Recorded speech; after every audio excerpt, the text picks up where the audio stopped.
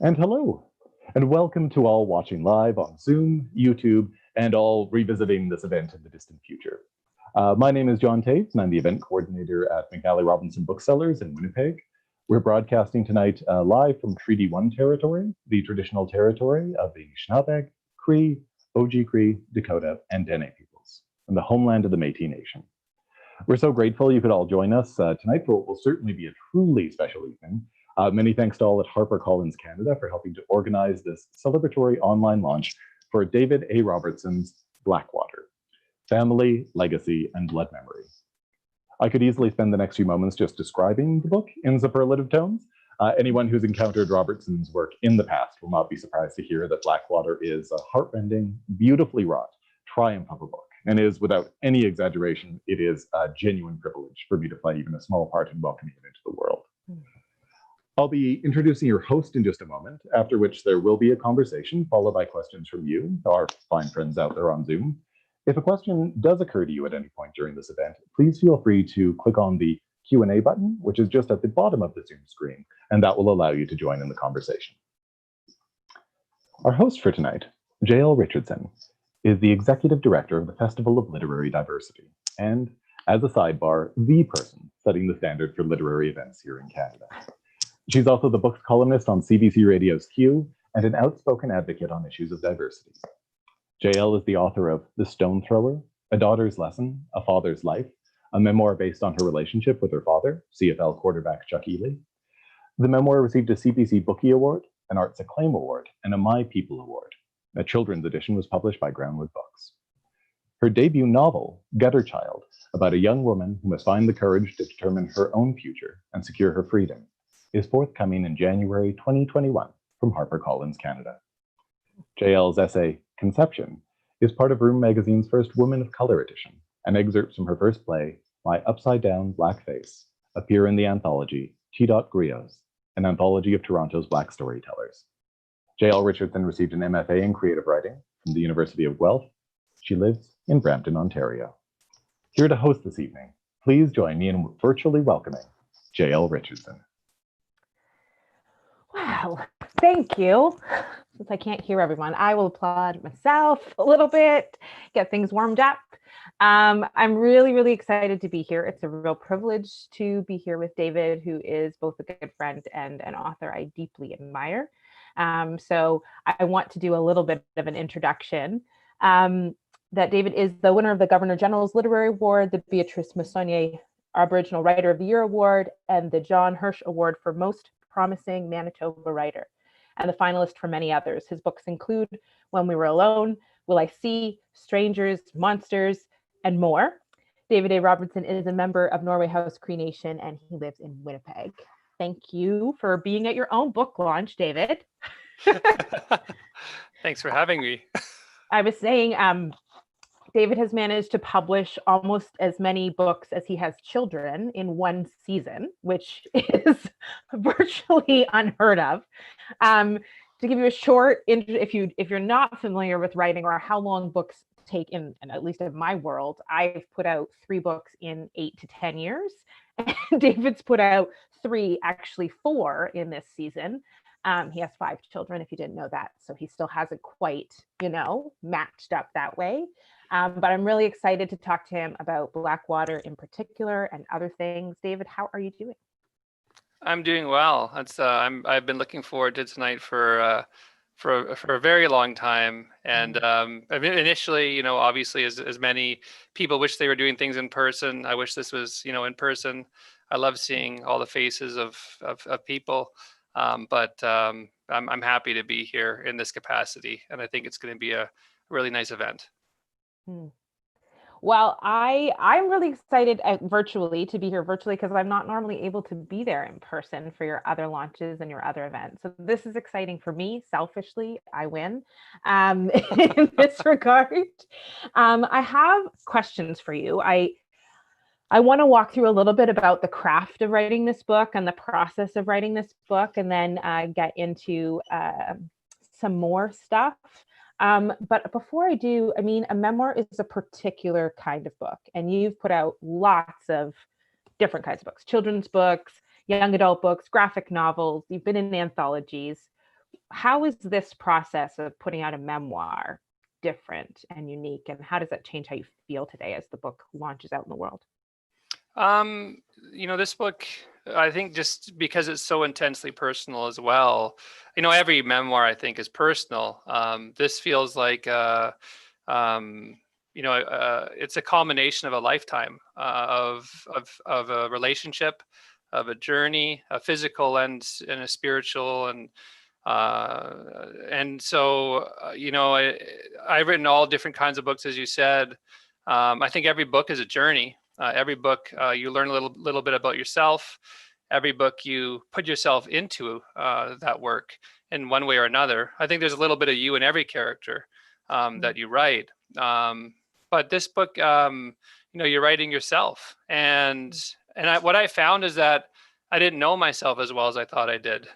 So and that's one of the many reasons why I'm so grateful for the experience of writing this book, is because I was able to, as my dad was able to, look back on my life and able to revisit and recontextualize my life from childhood to today. I'm grateful for that, because it allowed me to develop a stronger sense of who I was and who I am. And my dad felt the same way. When we spent one very intense and exhausting week for both of us, but really an incredibly important week for both of us in earlier 2019. And what I found was that he was, because my dad's was a very humble man. It was difficult to get him to open up, and I didn't want to push him into opening up. But when we started talking and working on this together, as the days went by, he started talking more and more and getting more and more excited, and then he started to remember things about his own childhood and his own life that he had forgotten. And so it was a journey writing it.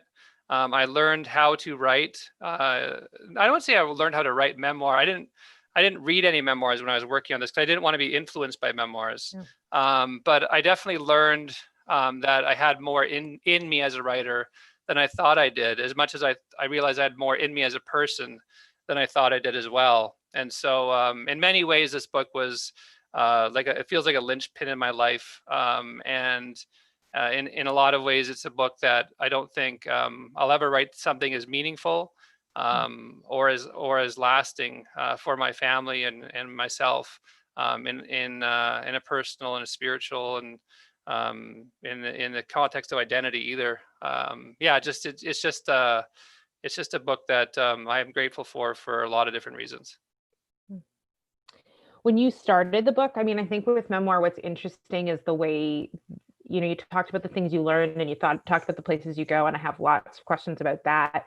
But I want to go back to like the very beginning, and what I think every book starts with a seed or a germ or an idea that then takes us on, as you said, a journey that can go in lots of different directions. But what was the initial goal, seed, idea that prompted you to even begin thinking about writing this particular book? So my dad and I feel like we've been heading somewhere.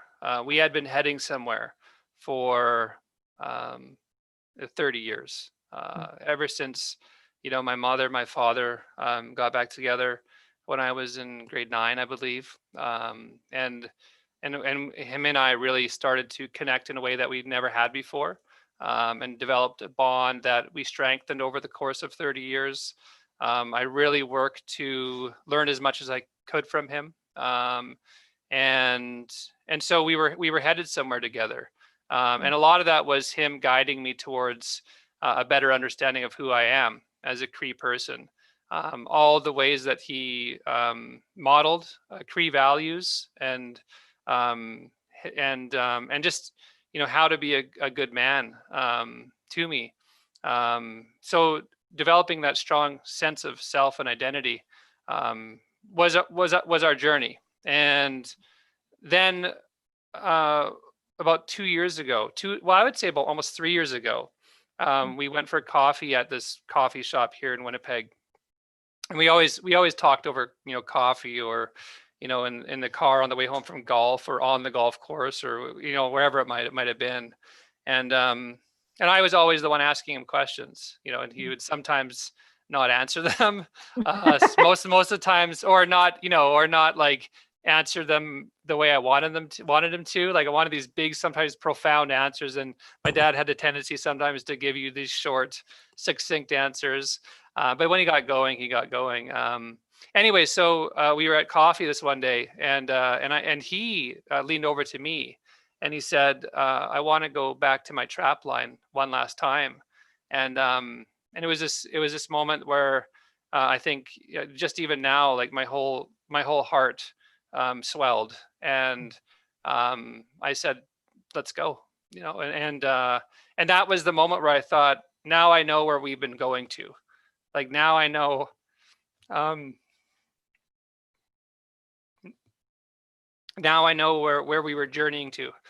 And so about less than a year later, we went to Norway House together, and we went on the boat to Blackwater, which is one of the trap lines he grew up on as a child. He went to Blackwater when he was about 3 months old for the first time, and he grew up there for the first 9 years of his life. And I still remember the time going there. It was, he was at that point, he was obviously getting older, he was getting weaker. But on the boat, I'll always remember how the closer we got to the land, the younger he seemed, just like in his face, in his eyes, in the way he was talking, his voice was stronger. And then when we stepped onto the land together, I got him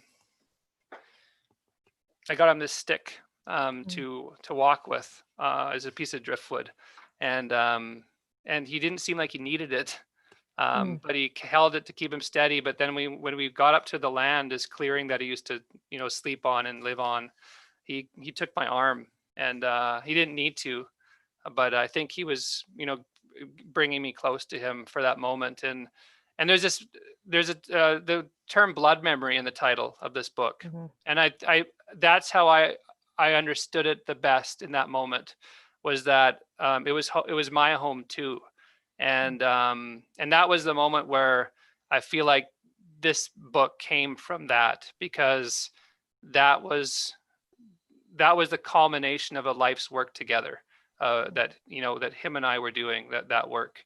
And it felt like that was always going to be the end of the book, and a start of a new chapter in our relationship. We got to do that too for 2 years. Love that.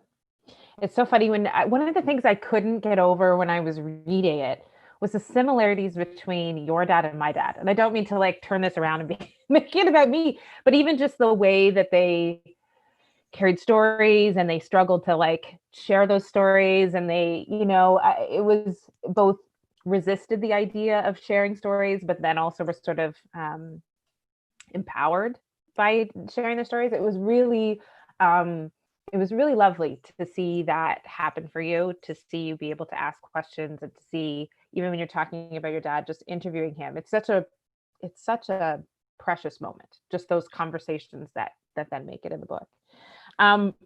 You talked a little bit about blood memory already, but one of the things that I really love, and that we don't often talk about when it comes to memoir, is about structure and about craft and about the way books are actually, all the decisions that go into putting a book together. And one of the things that's unique about Blackwater is that it actually traces the journey you just talked about. It follows you as you go back to Blackwater.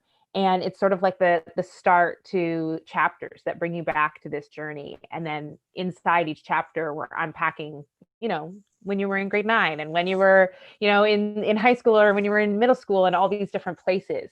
What was it about that structure that appealed to you?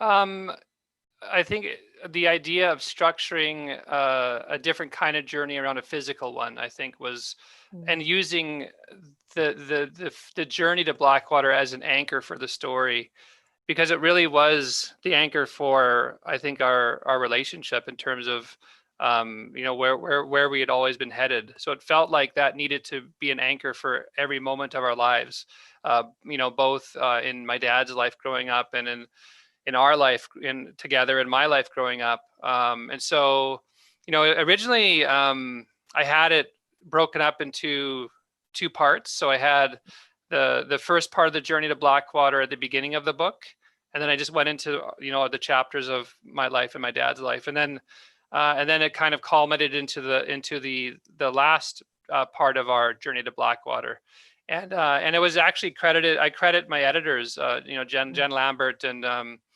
Jim Gifford, who helped me to see how you not losing that journey in the story was something, we didn't want to do that. And so that's why we ended up stretching it out throughout every chapter. And then I was really influenced in that way by a book by Ernest Hemingway called In Our Time, where every chapter in that book starts with a little mini chapter, a mini story. And I really like that structure. I like that the anchor of that story through whether it's thematically linked or literally linked stories. And so that's kind of where the structure of it came from. And I really did want it to read like a memoir like you had never read before. I didn't want I wanted someone to read it and think, I've never read a memoir like this before. And I wanted to challenge myself to do that. And so I also structured just like the story of my dad and I is also not chronological. I go from my life, then I go back like 100 years to my grandmother's and my dad's childhood. And then I jump back to like our life together from high school onward.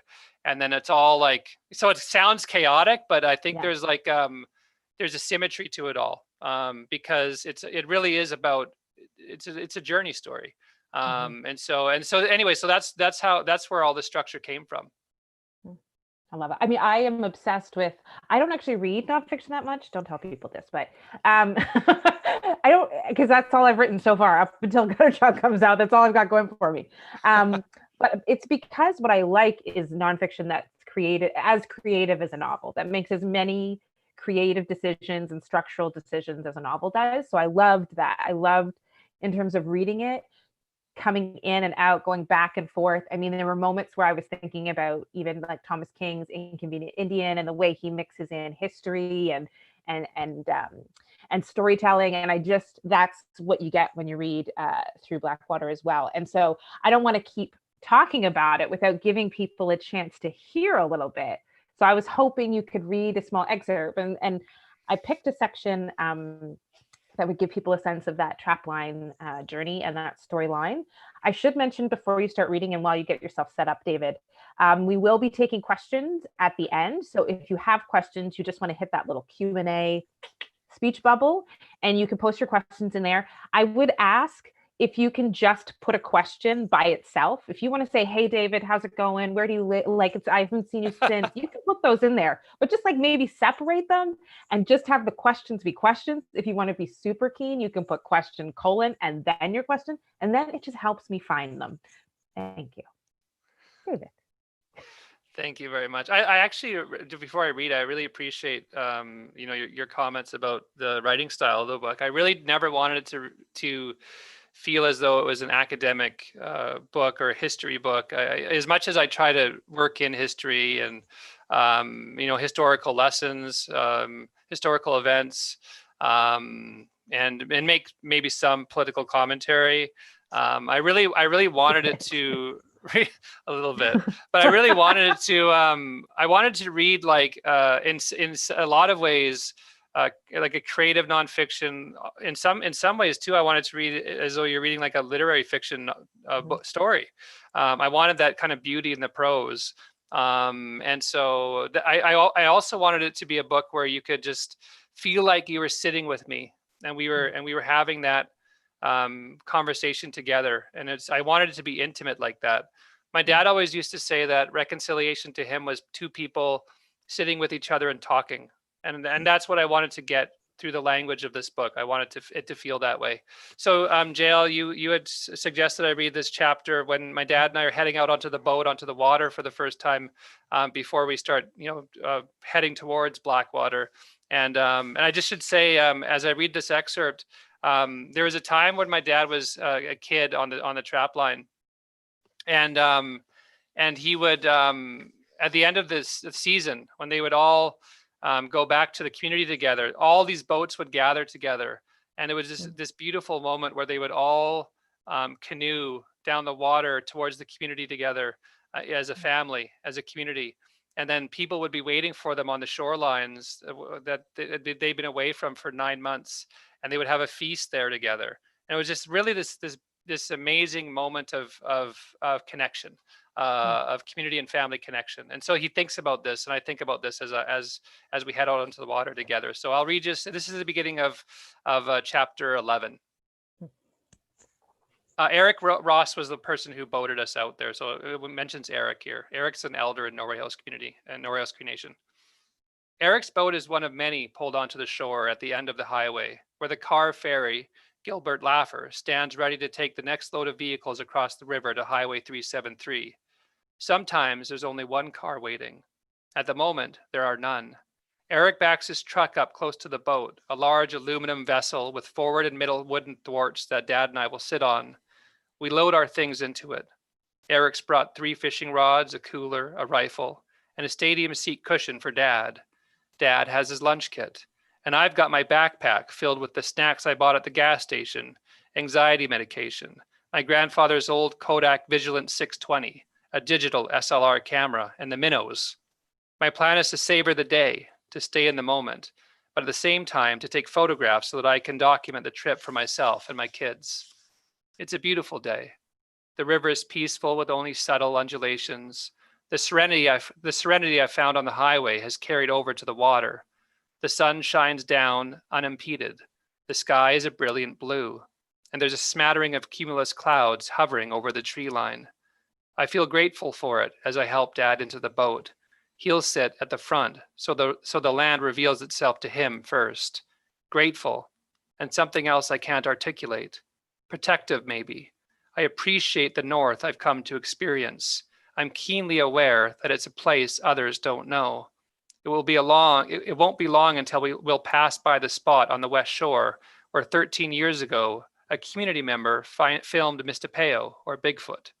It was a predictably grainy video, lasting all of 40 seconds, and it's all that most outsiders know of this area. The closest they'll experience of the prettiness of it is listening to a song sung by the Weakerthans, appropriately titled Bigfoot. I love that song, but it's not the same as standing on the rocky shores and looking out over the land. It's not the same as breathing in the air. Eric drives his truck across the road and parks it, and I watch him walk back over to the boat. He gets in and sits at the stern by the motor. He pulls a cord violently to start it up, as one would start a lawnmower, and after a few tries, the motor coughs to life. I'm tasked with pushing the boat away from the rocky shore. I brace my feet against the rocks, grasp the side of the boat, and ease it away from the land. As it starts to drift out into the river, I clumsily get in, just narrowly avoiding falling into the cool water. We ease out. The river is at least 100 yards wide. There's a thick rope that stretches from one side of the water to the other and guides the ferry on its repeated round-trip journey. When the ferry stops to pick up vehicles, the rope sinks below the surface. In the winter, the ice road opens up just beside where the rope is now. To our left, to the south, the river would take us back to Norway House if we were so inclined. I look from the right to the left, and for a moment, I stare off in that direction. The wide water, like the road, becomes smaller the closer it gets to the horizon, and I can't help but imagine a group of canoes full of relatives, my relatives, heading back to the community after spending months on the land together. I can't help but feel the way that they must have felt, their excitement knowing that their family and friends were waiting for them on the shore with outstretched arms and food set for a feast. I can't help but look at Dad, sitting at the front of the boat in a special chair, and picture him younger, just a boy, even though a man in the eyes of his people, in the canoe with all my relations on the journey home, and how comforting to know that whatever direction they went, whatever direction we go now, it's home either way. This is when everybody would be giving all the applause in person, and where we just have to imagine the pause and the enthusiasm from those who are listening. Thank you for reading that. I wanted to share a bit of a story, because the next question or questions, when I was doing my memoir for my dad, it was for my defense for my grad school. And so I went to grad school and I had finished the first draft of Stone Thrower. And my dad came to my defense, which is like just presenting your book and people critique it that have read it. And Cecil Foster said to me, he was my second reader, he's a Canadian author. He said, this is really good, but I would encourage you in the next drafts to take the elevator down a little. And he's like, I'm glad your dad's here so he can hear this. You've been very kind to him, but there are moments where you have to like go to the hard places in order to see where you end up. And I wanted to ask you about some of those down moments, some of those low elevator moments in your story, because I think they're really important, and I think they're really powerful. And one of them, you made a statement early on in the book saying that you were educated by ignorance. And it's something you talk about a fair bit in the book. And I wondered if this is something, I wondered if you could explain a little bit about what you mean by that and what you learned over the course of, as you're writing this, that framed maybe some of the stories that you told in the book. Yeah, I mean, I talk about this a lot. I have the opportunity to speak across Canada, and one of the things I always talk about is the world that I was living in at the time that I was growing up. Me and my brothers, and we just didn't have the type of exposure to truth then that we have now. And so because my parents weren't together, and so my dad wasn't around all the time when I was a child, I didn't have that sort of access to truth that I would have had otherwise. And so I had to be raised in terms of what it meant to be Indigenous by the things I was exposed to in the world in which I was growing up in. And I had a good childhood. I was raised incredibly well by my mother.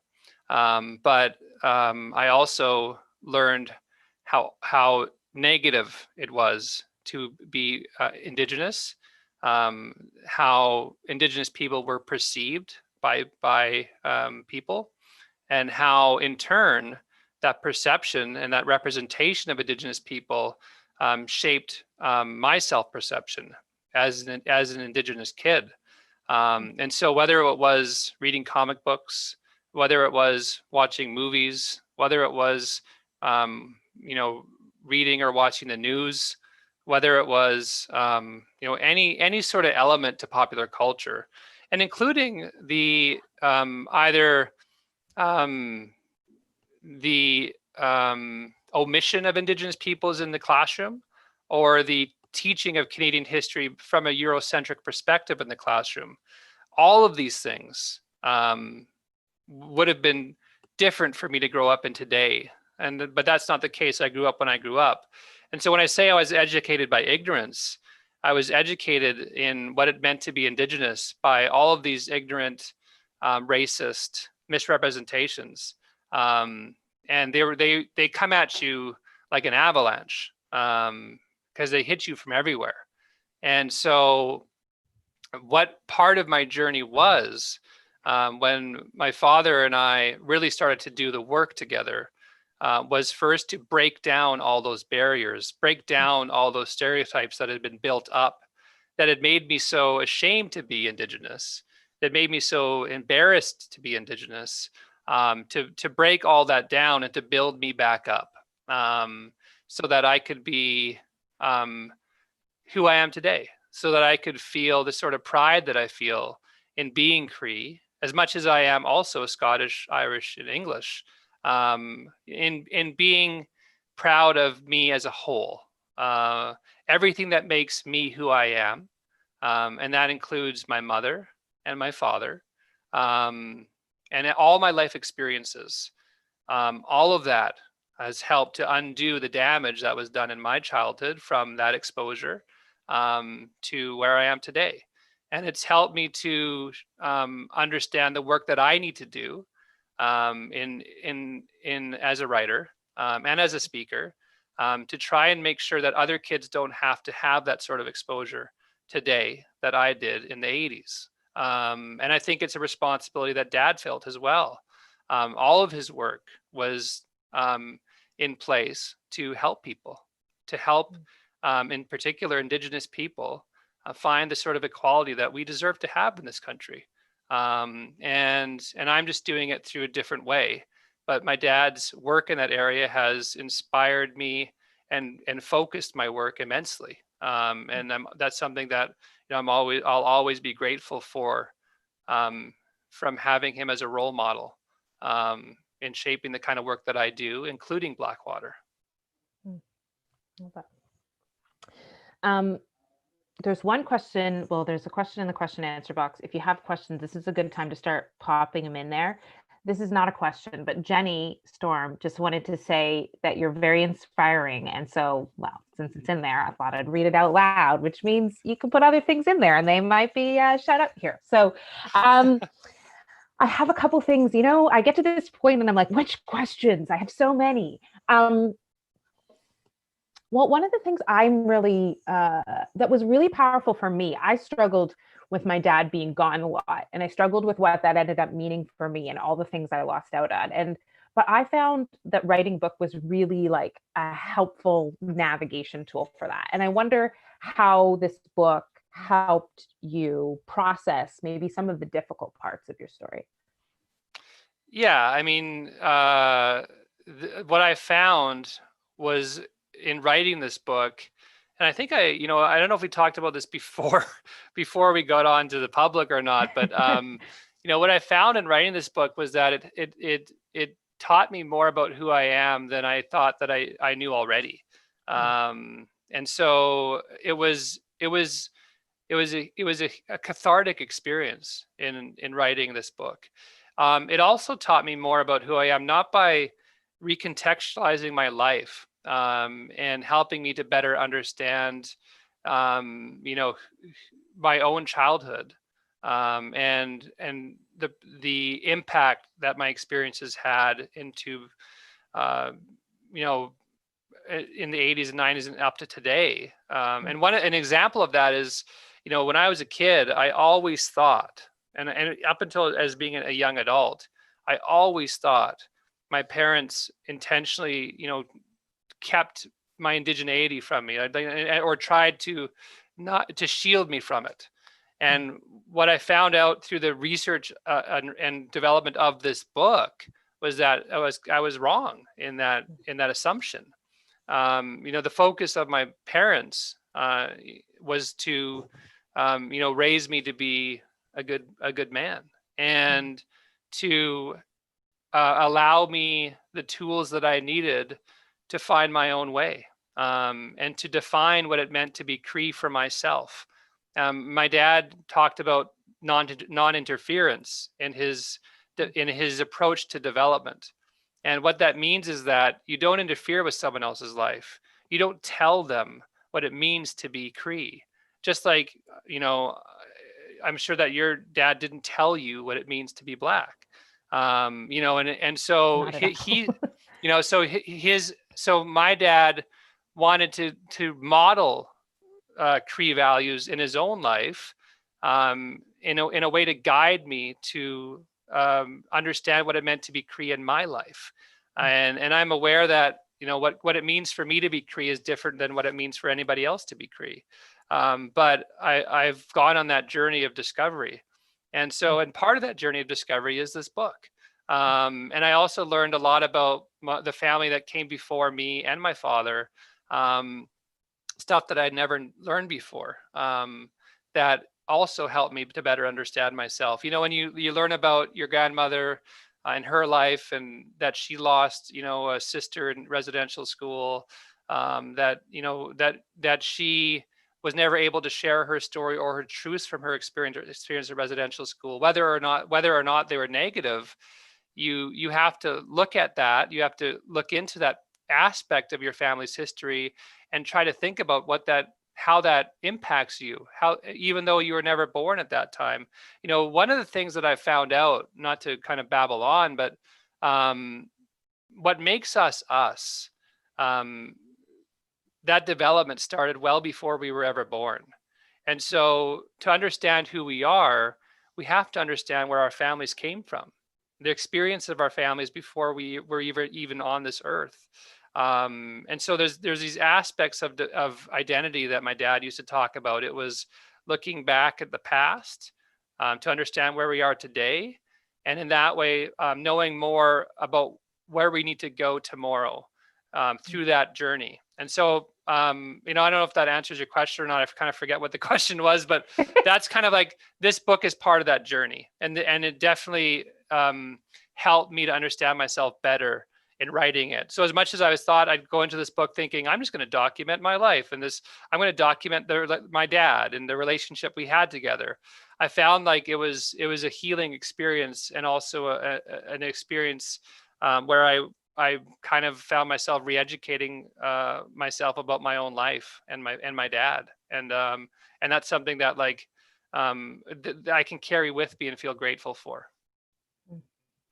You did answer the question, and I find with good storytellers, and of course you are a good storyteller, each story connects to the next story, connects to the next story. So even if it takes a journey further than I thought it might, it's always a good place to go. So one of the things, there's a couple questions, so I'm going to ask one more, and then we're going to dip into the question and answer box. So this is, again, warning, please post questions in the question and answer box. And if you're watching on YouTube or later, you'll just get to enjoy them.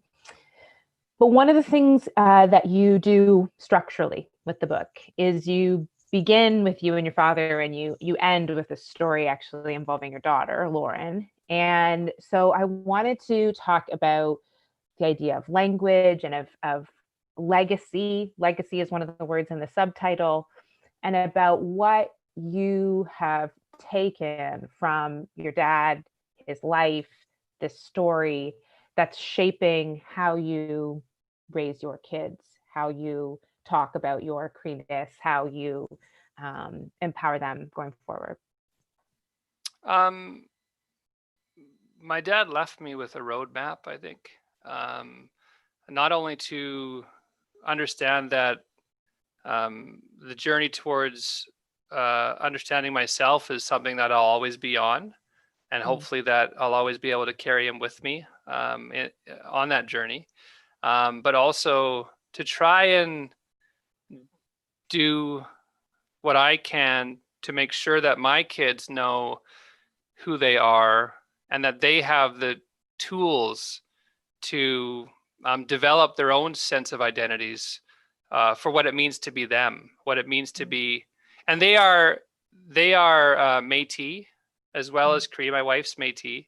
My kids are Métis, Cree, and English, Irish, Scottish, and a bit of Mennonite. And so like they're all these things. And so all I want to do in terms of, what part of I think the legacy of my dad's teachings for me is to ensure that I'm giving my kids the tools that they need to develop a strong sense of self, that they can always feel proud in who they are, and that they can always know that, no matter what's going on around them, that they have they are empowered to know that nothing can take away the essence and strength of their identities.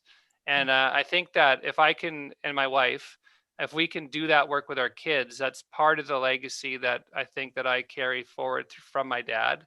And just, I think generally, when I was writing this book, and I know I've been avoiding kind of talking directly about this because I think it'll be hard to talk about, but I think it's important to talk about. When I finished this book, an early draft of this book. My dad passed away, and so I had to revisit, first of all, what we were going to do with the story, and that was, I think, an emotional as much as it was a technical question. And we decided in the end with my editors that it was, it was a book about his life, not about his death. And so we didn't change much. I wrote a new epilogue. But what this book became for me was a documentation of his life, and a way to honor his memory, and to document his teachings and to pass them down. So it became not only a way for me to hold him close to me, now that he wasn't with me anymore in the way that I wish that he was. It was also a way for me to hold him for my children and his grandchildren, my brother's kids, and that way, I think that this book means more than it ever would have otherwise. And I am grateful for the time that I was able to spend with him over the last 2 years, because we spent so much time together in preparing for this story. I am grateful for the fact that I have his voice recorded, and I have hours of his voice recorded that I can return to all the time. And I am, as I finished the book, I began to wonder if my journey was over with him, because I didn't have him with me anymore. And what I've begun to realize over the past year, in an incredibly hard year to lose somebody, was that our journey has just changed. And because I have all of this stuff that I've accumulated, and because I have the memories that we've learned to keep in a more efficient and productive way. We did that work together too. I know that our journey is not over, I guess, and that he's still with me, and he'll always be with me.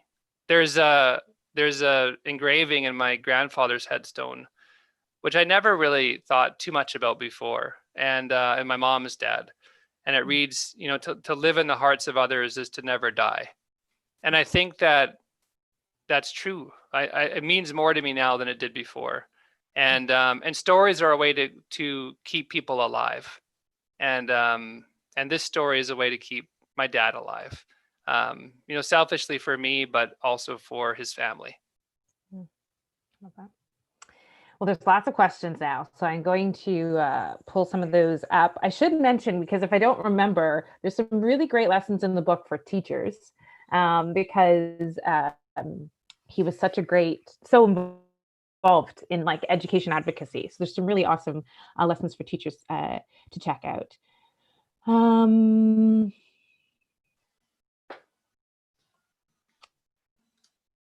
of these were answered in that last question. So I'm going to ask this one, maybe. This is from Deb. She asked, what was one of the profound teachings your father shared with you as a Cree father to his youngest son that you now share with your children? What was one of the profound teachings your father shared with you as a Cree father to his youngest son?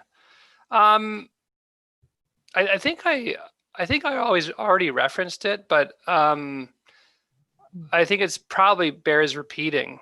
And one of the things that he told me was that it was most important for him and most important for me to treat everybody with respect, to connect with everybody as a human being, and to work to see through the stereotypes that we still see developed in popular culture and in different ways today, to connect on that human level, and to meet each other in a place where we can learn from each other. And I think that's something that I have really held closer to me than, in the teachings that he gave me, and the impetus to kind of do that sort of development along with my wife, with my own children. I think just to, you're a human being first, and then let's take the time to learn about each other. And I think that's simple, but I think that's probably one of the things that sticks out most to me about my dad, is that he always respected everybody, and he always treated everybody as a human, and people respected him because of it. And I think that I would like to have that sort of impact as well.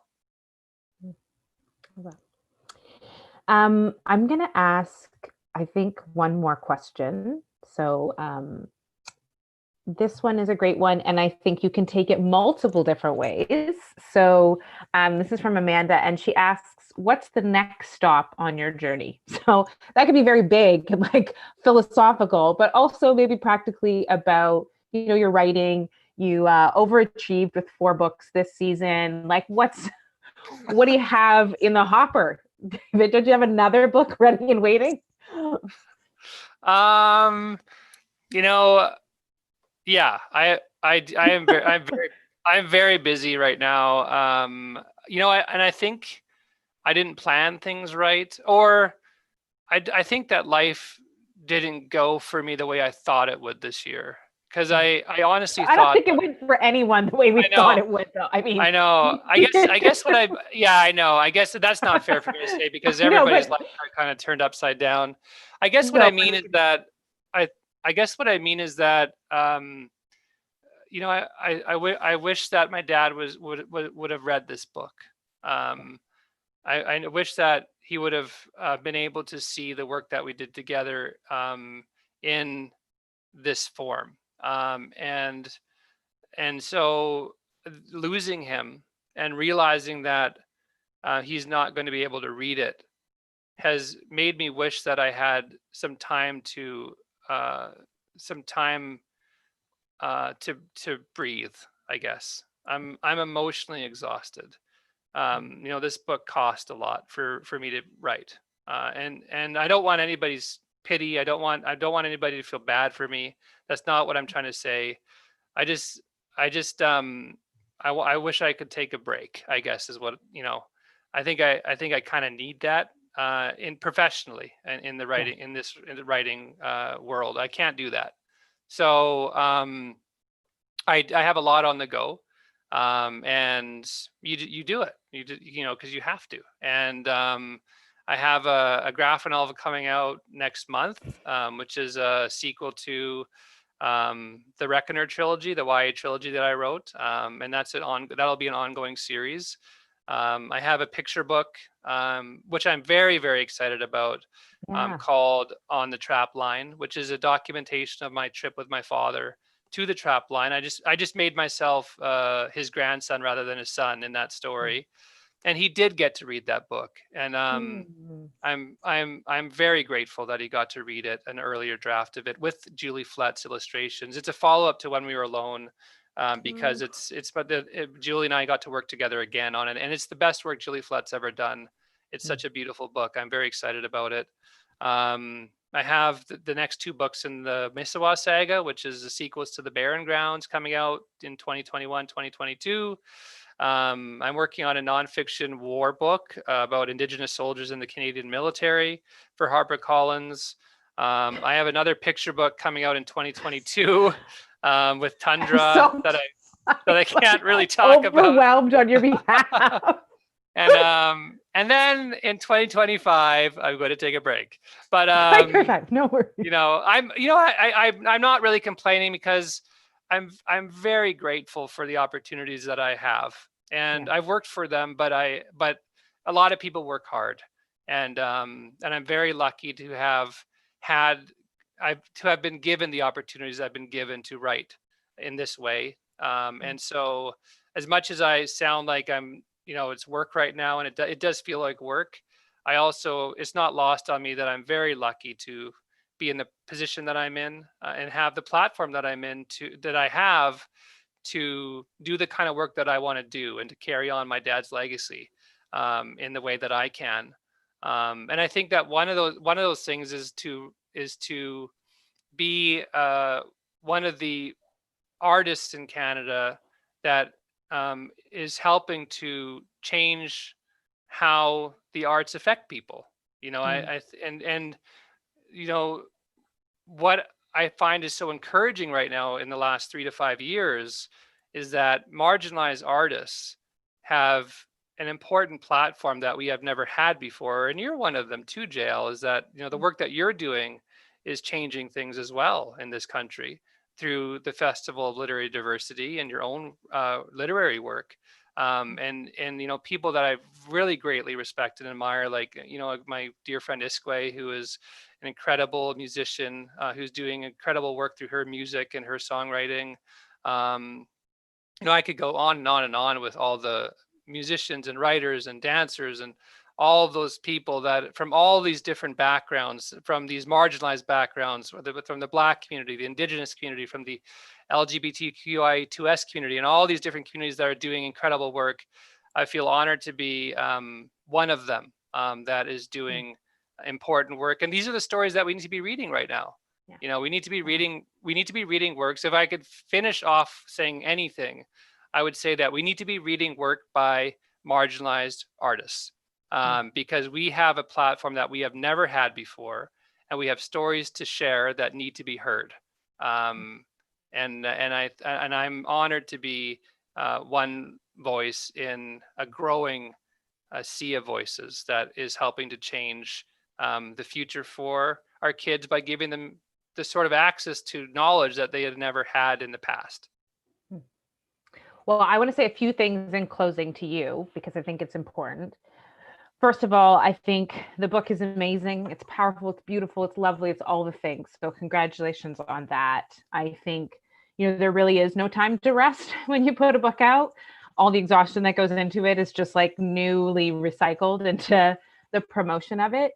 And so, I know that your dad was a man of faith, and that I'm a person of faith. And so I want to tell you that I'll be holding you up in my prayers as you go out, because I think one of the things that's really hard when you have a memoir like this is that you deeply want people to know your story and know your dad. And yet you also deeply feel everything that is said, is shared, is spoken about. And so just to make sure that you have that balance between mind, body, spirit, as you go and you share, that it really is a gift, what your dad gave you, what you give us.